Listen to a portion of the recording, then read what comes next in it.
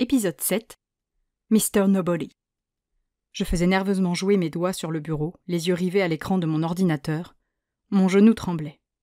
De t.wilson-castencrew@wxpro.com. Objet, Daphne Dulce Brown, callback. Bonjour Daphne, nous avons le plaisir de vous informer que vous avez été retenue pour le 3e tour des auditions pour le rôle d'Adélis Leroy. Celles-ci se dérouleront le vendredi 4 mai, au 10 Throgmorton Avenue, London. Dans un souci d'organisation, nous vous demandons d'être sur place à 14h. Nous rappelons que les personnes mineures doivent se munir de l'autorisation écrite de leur tuteur légal pour pouvoir se présenter. Bonne chance. T. Wilson and M. Cloves. Voilà, j'y étais. J'avais sauté dans le train en marche et j'étais invitée à passer l'audition à Londres. Je fermai le mail que j'avais reçu hier soir et ouvris le second que j'avais trouvé dans ma boîte mail ce matin. De c.nilms-contact@tnttelcom.com. Objet, callback. Félicitations! Pense à prendre une photo de toi, un grand tirage, A4, que tu pourrais laisser en souvenir à Travis et Martha. Travis est blond avec les cheveux frisés et porte toujours de grosses lunettes au vert coloré. Martha fait peur. Dès que tu seras certaine d'intégrer le tournage, je te conseille de trouver un agent. Tu es jeune, tu as besoin d'être bien entouré et conseillé. Ne signe jamais rien sans la présence d'une personne de confiance. Je ne serai pas à Londres vendredi, mais tu as bien évidemment tout mon soutien dans cette ultime épreuve. J'ai hâte de pouvoir travailler avec toi. Si tu as des questions sur l'audition, le rôle ou même sur le métier en général, n'hésite pas. Amicalement, Chris. Daphné, appela mon père depuis le rez-de-chaussée. On y va? Je regardais l'heure. 8h05, nous étions mercredi, et j'avais 24 heures pour parler à mon tuteur légal. Tic-tac, tic-tac. Je me levai de ma chaise et pris soin de récupérer mon sac à dos avant de sortir de ma chambre. Lorsque j'arrivai dans la cuisine, Élodie était en train de préparer le biberon de Ben, mon petit frère de 2 ans, pendant que mon père enfilait son manteau. « Bah alors, Daphné, tu ne prends pas de petit déjeuner ce matin ?» s'étonna-t-elle. J'avais un bon petit coup de fourchette. Forcément, me voir sauter un repas était étonnant. « Non, pas trop faim ce matin », me justifiai-je en regardant ailleurs. Élodie laissa tomber sa mâchoire. Mon père approcha, inquiet. « Tu es sûre que tout va bien ?»« Oui, ça va, c'est juste que ce matin, j'ai pas faim, c'est tout. »« Mais déjà hier soir, tu n'as mangé que 2 parts de quiche. Tu es certaine que ça va ? Tu as peut-être de la fièvre ?» insista Élodie. Mon père tendit la main pour tâter mon front. Je reculai vivement pour l'empêcher de m'atteindre. « C'est bon, ça va, j'ai pas faim, ça arrive. On y va ?» m'impatientai-je. Mon père échangea un regard perplexe avec sa compagne. Je levai les yeux au ciel. Cette discrétion. Il l'embrassa rapidement avant d'ébouriffer l'épaisse chevelure de son fils qui avait hérité des belles boucles de sa maman congolaise. Je déposai un baiser sur la joue de mon petit frère. Ce dernier ne bougea pas, concentré sur son biberon. « À tout à l'heure, Daphné !» me salua Élodie. « Oui, à tout à l'heure », marmonnai-je en m'éloignant. Je suivis mon père hors de la maison et grimpai avec lui dans notre vieille Peugeot. Il effectua une marche arrière pour quitter la place qu'il occupait devant le garage de notre pavillon, puis sortit du lotissement. J'observais les propriétés identiques à la nôtre se succéder le long de la route. J'avais 2 problèmes. 1, je devais parler à mon père pour tenter de négocier avec lui un financement et l'autorisation de me rendre à Londres. Et 2, je devais gérer les espoirs de mes amis qui me mettaient légèrement sous pression. Yue avait gaffé lundi à la cantine en mentionnant que nous avions tourné et envoyé la vidéo la veille. Toute la bande attendait donc la réponse et ces dernières 24 heures avaient été ponctuées de « T'as vérifié tes mails ?» vibrant d'excitation, très pénible. J'avais averti Yue que j'étais retenue pour Londres, mais je lui avais bien précisé de la boucler cette fois. Elle avait pleuré au téléphone en entendant la bonne nouvelle et cette réaction m'avait mise très mal à l'aise. Je ne me voyais pas gérer toutes les réactions de mes amis, leurs attentes pesaient trop lourd pour moi. Et en même temps, j'aurais besoin d'eux, d'entendre leur « ils ont eu tort, faut être pistonné dans ce milieu de toute façon », et autres « tu vaux mieux que ça », d'usage après un échec d'une telle ampleur. Encore fallait-il que je parvienne à aller me planter à Londres. « Tu es bien silencieuse ce matin », me fit remarquer mon père. « Hein ? Non, c'est rien, juste un truc qui me travaille. » « Un truc qui concerne un garçon ?» Je souris en comprenant ce que tentait de faire mon père. « Non, rien à voir. Mon papa et moi nous entendions très bien, et jusque-là, je n'avais jamais eu peur de solliciter son aide pour gérer des situations délicates. Même lorsque j'avais eu mes premières règles ou que j'avais eu besoin de la pilule, des moments qui auraient pu mettre un peu mal à l'aise un papa solo, il avait été à la hauteur. Patient, compréhensif et ouvert, mon père était un vrai bon prof. Pas comme celui que j'aurais été. Et pourtant... « Dis, papa. »« Oui ?» fit ce dernier, sur le qui-vive. Il n'attendait que mes confidences. « T'as déjà eu envie de passer des concours ?» Bon, ok, ce n'était pas tout à fait ça, mais c'était une façon d'amener le sujet en douceur. « Quel genre de concours ?»« Je sais pas, de chant, de musique, de dessin, Un truc artistique. Il rit. Oula, tu sais bien que je n'ai aucun talent.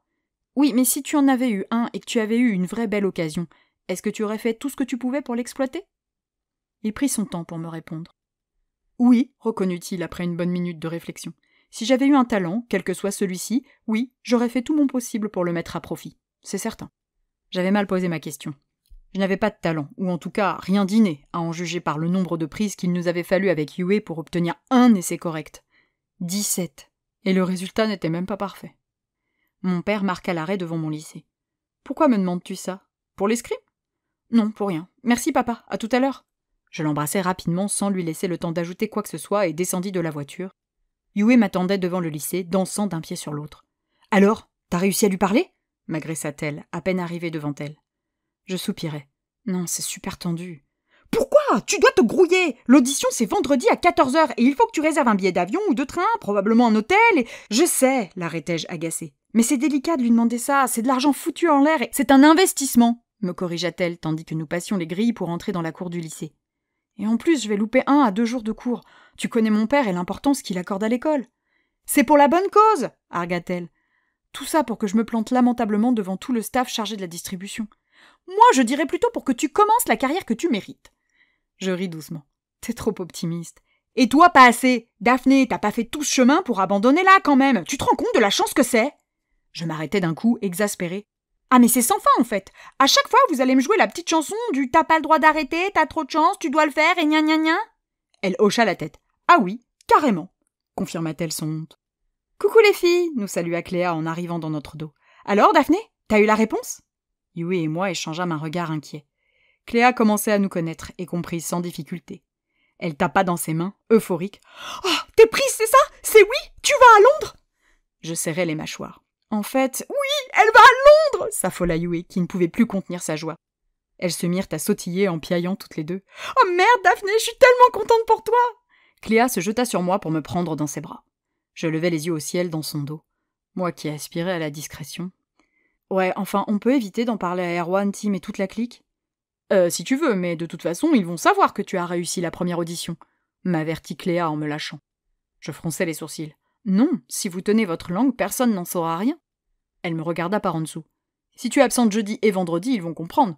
Erwan est con comme une pelle, ok, mais là, quand même, je pense qu'il va réaliser. » Je ris amèrement. Il est bien capable de ne pas s'en apercevoir. Il ne se souvenait même plus qu'on allait fréquenter la même fac. Cléa pouffa. Cet abruti fait exprès devant Iman, mais dès que t'es pas là, il te cherche. À croire que c'est un de ses petits plaisirs sadiques te faire tourner en bourrique. Je soupirai. Enfin, pour être absente vendredi et qu'Erwan le remarque, il faudrait déjà que j'arrive à parler à mon père. La sonnerie marquant le début des cours retentit, mettant heureusement fin à cette conversation. Littéralement sauvée par le gong. La première partie de la matinée fut douloureuse. Les 2 heures d'histoire avec M. Chemont me parurent longues, si longues. Peu intéressé par le rayonnement de la France à l'international, mon esprit s'échappait vers Londres et les solutions possibles pour m'y rendre sans gâcher un euro. Heureusement, les 2 dernières heures de spémat me permirent de me divertir avec quelques calculs d'intégrale. J'abandonnai mes copines vers 12h20, la boule au ventre. Les encouragements de Cléa et les regards débordants d'espoir de Yue au moment de nous quitter m'avaient remise sous pression, et j'avais l'impression d'entendre en permanence le bruit de l'horloge qui tournait. Quand j'arrivai chez moi, Élodie était dans la cuisine en train de faire déjeuner les petits dont elle s'occupait et mon petit frère. Je me contentais de récupérer un quart de quiche que je réchauffais au four à micro-ondes avant de monter m'enfermer dans ma chambre. Mon père enseignait dans un collège privé situé tout près de Rennes et ne rentrait jamais avant 14h le mercredi. Il me restait donc 3 à 4 heures pour mettre au point mon argumentaire. Je me goinfrais de quiche en glandant un peu sur Internet, puis je rédigeai un commentaire de texte pour le cours d'espagnol du lendemain. J'expédiai celui-ci rapidement en comptant le faire relire par Yue demain matin. Demain. Peut-être qu'à l'heure de rendre mon devoir, je serai dans l'avion. Je regardais mon texte un peu brouillon. Non, décidément, demain, je me voyais au fond de la classe à écouter la señora Males nous parler de la espectacular transformación de Bilbao. Pas à bord d'un avion qui décollerait pour Londres. J'abandonnai mon stylo sur mon bureau et basculai en arrière sur ma chaise, les 2 mains derrière la nuque. Ce qui m'embêtait un peu, c'était de devoir avouer à mon père que j'avais envoyé ma candidature sans même le consulter au préalable. C'était la première fois que je cachais des choses à mon père, et c'était bizarre. Enfin non, pour être tout à fait honnête, ce n'était pas la première fois que je lui dissimulais quelque chose. Je ne lui avais pas dit la vérité sur Erwan et moi, nous avions été bien plus vite que ce que je lui avais laissé penser. Je ne lui avais pas non plus avoué que j'avais essayé la cigarette, et pas uniquement celle à la nicotine, mais comme ça ne m'avait pas plu, inutile de s'étendre sur le sujet, hein. Il y avait aussi eu l'histoire du vol de mon portable, qu'en réalité j'avais noyé dans les temps près du lycée en chahutant avec Timothée. Et puis il y avait toutes les fois où je lui avais raconté dormir chez Yue, alors que je dormais chez Erwan. À bien y réfléchir, depuis que mon père était redevenu papa, les choses avaient changé. Il était moins disponible, forcément. Jusqu'à mes 12 ans, ça avait été juste papa et moi. Puis c'était devenu papa et Élodie, et moi. Puis papa et Élodie et Ben, et moi. Ce n'était définitivement plus pareil. Je jetais un œil à l'heure sur mon ordinateur. 13h50. Je me levais d'un bond et attrapais mon portable ainsi que le sac contenant mes affaires de sport. Je quittais la maison en courant. Il était 14h01 lorsque je poussai la porte du gymnase. J'enfilai rapidement mon pantalon et ma sous-cuirasse, attachai mes longs cheveux châtains en queue de cheval basse, puis me saisis de mon sabre et de mon gant. Je rejoignis la grande salle où l'entraînement avait déjà commencé. « Dulce, t'es en retard. On t'attend pour l'échauffement. Allez, magne-toi, là !» gueula Marc, mon maître d'armes. Je trottinai pour retrouver les autres qui s'étiraient. « Bah alors, Daphné, 10 minutes de retard ? On fait déjà sa star ?» me charria Timothée tout en faisant un mouvement de rotation avec son épaule droite. Le genre de plaisanterie que je n'étais absolument pas disposé à entendre. Je déposai rapidement mon gant et mon sabre sur le banc derrière nous. 8 minutes de retard, corrigeai-je en commençant les échauffements. Et je faisais mes devoirs. 50 minutes plus tard, je retirai mon masque en sueur, exaspéré. J'avais la tête ailleurs, et mes adversaires avaient su en profiter, Timothée le premier. J'avais tenté de compenser par la force, mais c'était stupide. Plus le temps passait, et moins la force fonctionnait contre un homme. Le maître d'armes arriva à notre niveau. « Bien, Gauthier, beaucoup mieux au niveau des feintes !» félicita-t-il Timothée. Je soufflais, je savais que ça n'allait pas être la même pour moi. « Dulce, faut te reconcentrer, là c'est pas bon du tout !» Il s'éloigna. Je retirai nerveusement l'élastique qui retenait mes cheveux. Comment voulait-il que je me concentre avec tous mes problèmes à la con ? « T'es en retard à cause de ton histoire d'audition ?» demanda Tim. « Non, le rembarrai-je sèchement. »« Mais tu vas à Londres ou pas ?»« J'en sais rien, j'ai pas de nouvelles, » mentis-je en me dirigeant sans attendre vers le vestiaire. Je me changeai rapidement en faisant des mouvements d'humeur avec mes affaires. J'adorais l'escrime, vraiment, c'était mon truc, un pur moment de plaisir, mon seul et unique semblant de talent. Alors me faire gâcher une de mes séances hebdomadaires par des problèmes qui n'auraient jamais dû exister me gonflait profondément. Je sortis du vestiaire, rhabillé et sur mes gardes, espérant éviter Tim. Je traversai le hall sur la pointe des pieds et poussai la porte du gymnase. Il était caché sur le côté, impossible de le voir venir. « Hé, Daphné, explique alors, l'audition !» Je lui jetai un regard noir en laissant la porte claquer derrière moi. « Pour que tu ailles tout raconter à tes deux super copains Erwan et Iman ? Non merci. » Je passai devant lui pour atteindre la sortie du complexe sportif. « Eh, c'est bon, j'ai rien fait, moi !» se défendit-il. « Et crois-moi, j'ai tout fait pour convaincre Erwan de pas te larguer. »« Me larguer ?» Je m'arrêtai et pivotai sur moi-même pour le fusiller du regard. Tim soupira, les épaules basses. « Daphné, franchement, toute cette histoire entre Erwan et toi, ça me fait chier. Oui, ok, Erwan est mon ami, mais toi aussi, t'es mon ami. Ensemble, on rigole tellement, et c'est sans ambiguïté, on est juste deux bons potes, et j'adore. Crois-moi, Iman, j'en ai rien à foutre, mais je t'avertis, je ne choisirai jamais entre Erwan et toi. Ni toi, ni lui. C'est compris ?» Je regardais ses grands yeux bruns qui trahissaient toute sa sincérité et capitulaient dans un sourire. Tim était un véritable ami, je pouvais être honnête.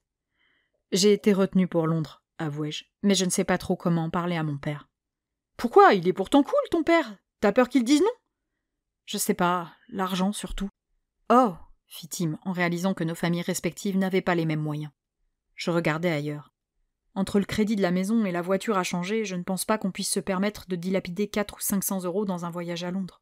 « Attends, si ça marche, tu lui rembourseras multiplié par 1000 !»« Peut-être, mais si ça ne marche pas, et statistiquement, il y a plus de chances que ça ne marche pas, il aura gâché son argent pour rien. » Tim fit la moue. « C'est aussi de l'expérience. De l'expérience qui rime avec échec et dépense en l'air. Pas terrible. »« Pourquoi échec ? T'as toutes tes chances !» Je secouai la tête. « Ça, j'en sais rien. Faut que j'y aille, là. »« Ok, tiens-nous au courant. »« Ouais, » marmonnai-je. Je m'éloignai pour sortir du stade. « Hé, Daphné !» me retint-il. Je m'arrêtai juste devant la grille. « Oui ?» Tim jeta un œil autour de nous et s'approcha pour être certain que personne ne nous entende. « Cléa, elle t'a rien dit ?» Je regardais ailleurs, un peu gêné. Ce n'était pas un hasard si j'avais introduit Tim auprès de notre petite bande. Il en pinçait pour Cléa et m'avait demandé de la lui présenter. Mais depuis 1 an, elle ne comprenait rien. Non, elle ne m'a rien dit, mais avec le bac et tout... Et puis elle est un peu obsédée par mon histoire d'audition, là, ajoutai-je en voyant son expression passer de l'espoir à la tristesse sincère. Cléa aimait les garçons beaucoup plus âgés qu'elle, nous le savions tous. Sauf Tim. En seconde, elle sortait avec un étudiant en première année de lettres modernes. Ensuite, elle avait eu le béguin pour le frère d'Erwan et enfin le frère de Yue. Depuis 1 an, elle ne parlait que de Wen, mais nous faisions attention à ce que Tim ne l'apprenne pas. Sous ses apparences de rigolo de service, Tim était un garçon sensible et depuis presque 2 ans, il n'avait eu personne. Il attendait Cléa. « Oh, ok. Comme on avait échangé pas mal de messages ces derniers temps, j'ai cru que... Mais tant pis. » Il était déçu, c'était évident, et j'en avais mal au cœur. « Je suis désolée, Tim, je travaille pour toi, je t'assure. » Je ne lésinais pas sur les efforts, mais j'étais bien placée pour savoir qu'on ne forçait pas quelqu'un à aimer. « Merci, Daphné. Tu me dis s'il y a le moindre changement ? » « Promis. Je vais y aller, mon père doit être rentré, et si je ne suis pas à la maison d'ici 20 minutes, il va s'inquiéter. »« Ok, Daph, bonne chance pour lui parler. »« Merci. » Je sortis du gymnase en marchant rapidement, impatiente de rentrer chez moi. En passant la porte de la maison, vers 15h20, je fus accueillie par un bon gros bébé qui crapahutait à 4 pattes dans une couche au parfum douteux. Je fis la grimace en observant la chose. Élodie arriva derrière le petit monstre, le sourire aux lèvres. « Bonjour, désolée, c'est quelle galope, la coquine ?» Elle attrapa la fillette et lui fit un bisou dans le cou. La petite éclata de rire. « Papa n'est pas rentré ?» demandai-je. « Si, il est à son bureau. Pourquoi ?» Je soufflai longuement en jetant un œil vers le salon où se trouvait le bureau de mon père. Tenter ou ne pas tenter ma chance à Londres, telle était la question. J'étais au bout du plongeoir, il ne me restait qu'à sauter. Mais il me fallait une bonne argumentation. Genre en béton armé. « Pour rien, je vais prendre ma douche !» annonçai-je en dépassant Élodie et le bébé qui tendait ses petites mains potelées dégoûtantes dans ma direction. Les bébés m'aimaient toujours un peu trop, mon petit frère en tête. Je montai à l'étage et entrai dans ma chambre pour récupérer des vêtements propres. Tout en fouillant dans mes tiroirs, je cherchais un angle d'attaque, la bonne façon de présenter les choses à mon tuteur légal. Option A. « Yo, daddy, tu me paies un billet d'avion pour Londres ? J'ai une audition à passer, man. Je te rembourserai maybe parce que je vais tellement avoir le rôle. Oh not. » Option B. « Ô vénéré géniteur, dans ta grande mansuétude, ta gracieuse miséricorde, m'accorderais-tu l'autorisation de me rendre en la perfide Albion afin de suivre le chemin de ma destinée ?» Option C. « Papa, je suis enceinte !» Non, je déconne. En fait, je veux juste aller à Londres pour tenter de passer une petite audition de rien du tout. Un truc tout rikiki, tu vois, pas de quoi paniquer. Mon portable que j'avais posé sur le bureau vibra. Je l'attrapais. De Yue. « Alors, t'as parlé à ton père ?» Je reposais l'appareil dans un soupir las et récupérais mon tas de vêtements avant de m'enfermer dans la salle de bain. Je me déshabillai rapidement, puis entrai sous la douche sans même attendre que l'eau chauffe. Cette situation me déstabilisait. Jusque-là, j'avais été la grande Daphné, une ado comme tant d'autres, sans talent particulier, sans but précis. Je n'avais pas l'habitude d'être au centre de l'attention ou de porter des espoirs. Tout à coup, j'étais exceptionnelle, je sortais du lot, les lumières étaient braquées sur moi et... j'aimais ça. Je coupai l'eau et sortis de la douche pour me sécher. L'idée d'aller parler à mon père me paralysait. Mais pourquoi, au fond ? Parce qu'entre nous, l'entente n'était plus la même ? Parce que plus je grandissais, plus je le sentais déstabilisé par les problèmes que je rencontrais ? Parce que Ben prenait toute la place ? Non, rien de tout ça. En réalité, si j'avais peur d'aller lui parler, c'était parce que cette audition, au fond, j'avais conscience qu'il s'agissait de l'opportunité d'une vie, de ma seule chance de faire bifurquer la route lisse et monotone qui semblait tracée pour moi. Cette route que, je commençais à le comprendre, je n'avais pas envie d'emprunter. Et tant que je maintenais le statu quo, tous les fantasmes restaient permis. Le rêve continuait. C'était stupide, mais plus encore que le résultat de l'audition, ce que je craignais, c'était perdre l'espoir de changer de vie. Ce sentiment n'était pourtant pas destiné à durer. Si je n'agissais pas, dès vendredi à 14h, ce serait terminé. Je m'observais dans le miroir de la salle de bain. Mes yeux bleus, ma peau et ses petites imperfections, mes pommettes et mon sourire de banshee, cette fille comme les autres. Je n'avais aucune chance, c'était évident. Non. Je retournai dans ma chambre en pantalon de jogging noir et t-shirt gris. J'étais en train de sécher mes cheveux avec une serviette quand je m'aperçus que j'avais des messages sur mon téléphone. De Cléa. « London, London, London ?» De Tim. « Tu as réussi à lui parler ?» J'allais pour reposer l'appareil quand apparut un nouveau message. De Wen. « Alors, départ pour Londres ? Tellement content pour toi. » Je fermais les yeux et soufflais, perdu. Les espoirs de Yue, la joie sincère de Cléa, les encouragements de Tim et maintenant ce message. Si même Wen le cartésien y croyait, comment ne pas oser ? Je glissai mon téléphone portable dans la poche de mon jogging et sortis de ma chambre pour redescendre au salon. Mon cœur battait comme jamais, j'avais les mains moites et la gorge sèche, mais je devais le faire, je devais essayer. Je trouvais mon père assis à son bureau, un stylo à la main et un tas de copies posées devant son nez. Il surveillait Ben qui jouait avec ses blocs de construction un peu plus loin sur le tapis du salon. Je pris une profonde inspiration et avançai jusqu'à lui. « Papa » l'appelai-je un peu vivement. Mon stress monta d'un cran. Lui, toujours si fier de me présenter comme son petit génie des maths, posé, réaliste et logique, comment allait-il réagir en apprenant que je voulais tenter ma chance dans le milieu de la gloire et des paillettes? Il leva le nez vers moi. « Oui, princesse ?»« J'aimerais te parler de quelque chose, » annonçai-je sur un ton grave. Après notre discussion ce matin dans la voiture, il ne sembla pas surpris de me voir venir à lui. Sans un mot, il me désigna le fauteuil situé près de son bureau, le fauteuil des conversations sérieuses. Je lui fis signe non de la tête. Impossible de m'asseoir. Mon père sembla prendre conscience de la gravité de l'instant. Il prit le temps de remettre le capuchon sur son stylo qu'il posa sur son bureau, puis il se tourna sur sa chaise pour me faire face. J'avais désormais toute son attention. « Cela concerne-t-il une bêtise que vous auriez faite, Erwan et toi ?» supposa-t-il en tentant de rester le plus impassible possible. Je souris en comprenant ce qu'il imaginait. L'argumentation C aurait été la bonne. « Non, ça n'a rien à voir avec cet abruti. En fait, c'est professionnel. » Il fronça les sourcils. « Professionnel, c'est-à-dire, tu as changé d'avis sur la fac ?» Je me grattais la nuque. Le tournage était prévu pour septembre et durerait plusieurs semaines, voire plusieurs mois. Si j'obtenais le rôle, je louperais au minimum la rentrée. Sans parler du fait qu'il devait y avoir plein de trucs à faire autour d'un film, non? De la promo, des photos. La fac me semblait quelque peu compromise. Bien que je mette la charrue avant les bœufs, le rôle n'était pas encore à moi. « Daphné !» s'impatienta mon père. Je secouai la tête pour m'éclaircir les idées. « Samedi, quand nous sommes allés au Geek Expo avec Yue, j'étais déguisée. » Je commençais doucement. « L'espèce de sorcière avec les cheveux gris et les yeux rouges ? Oui, Elodie m'a montré les photos que tu lui envoyais. Très impressionnant. » C'est ça. C'est un personnage de Eishi, une série de livres que Yue adore et qui a été adaptée en film récemment. Elle s'appelle Adélis Leroy et c'est une banshee. Elle est grande, originaire de Bretagne. Apparemment, elle et moi avons quelques points communs. Mon père rit. Oui, jusque-là, effectivement, je confirme. Je pris une profonde inspiration en me concentrant sur mes mains qui jouaient nerveusement ensemble. C'était si difficile de décevoir mon papa.